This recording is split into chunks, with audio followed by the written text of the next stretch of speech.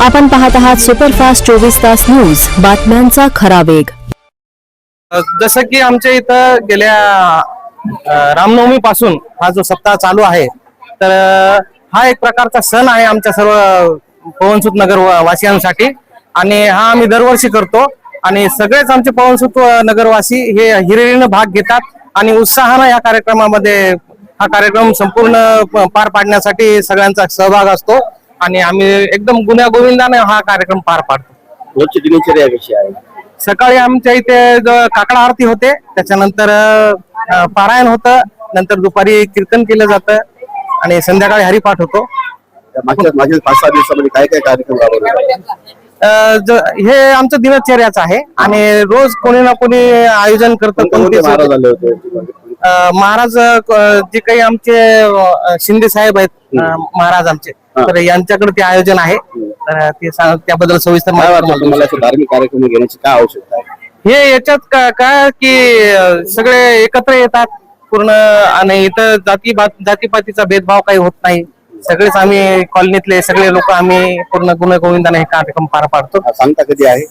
आता ही सांगता जसं की आजच सप्ताहाची समाप्ती आहे, पण आम्ही उद्या करणार आहे हनुमान जयंती। काल्याचे कीर्तन होणार आहे, महाप्रसाद होईल। कोणते महाराज? भीमाशंकर गुरुजीचा कार्यक्रम आहे उद्या। किती वाजता आहे? दुपारी राहील।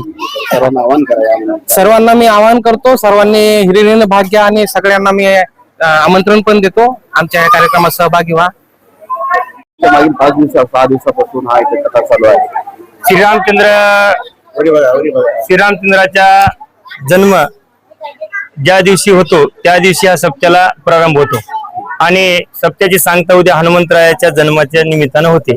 आमच्या इथं अखंड हरिनाम सप्ताह भागवत कथा आहे, आपले पांचाळ महाराज सावळीकर यांचे, आणि त्याच्यानंतर रोज या ठिकाणी ग्रंथराज ज्ञानेश्वरी पारायण होते, हरिपाठ होते। आमच्या पवनसूत नगर मधील एक असा महिला भजनी मंडळाचा मोठा ग्रुप आहे, त्या महिला भजनी मंडळाच्या माध्यमातून हरिपाठ होतो, जागरण होतो आणि रात्री हरिकीर्तन होत असते।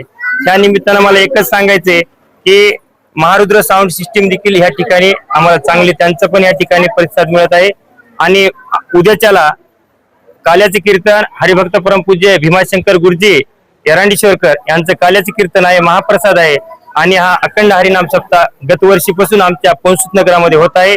तरी सगळ्या नगरवासीच्या वतीनं हा सप्ताह आजूबाजूचे पंचकृषीमधील लोक या ठिकाणी येतात, रोज कीर्तनाचं श्रवण करतात आणि त्यानंतर भागवत कथेचं ज्ञानेश्वरी पारायणाचं श्रवण करतात।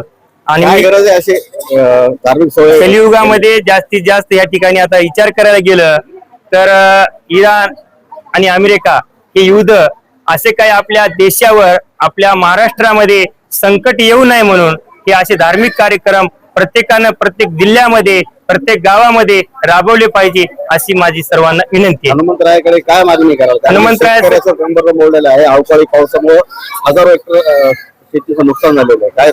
माझी एकच हनुमंतरायाच्या चरणी नतमस्तक होऊन, माझी हनुमंतरायाला एक नतमस्तक होऊन सांगणं आहे की देवा, माझा बळीराजा संकटामध्ये सापडलेला आहे, माझ्या बळीराजाला संकटामधून सावरायचं काम देवानं करावं आणि ह्या महाराष्ट्र राज्य सरकारला विचार केलं तर आज कर्तव्यदक्ष मुख्यमंत्री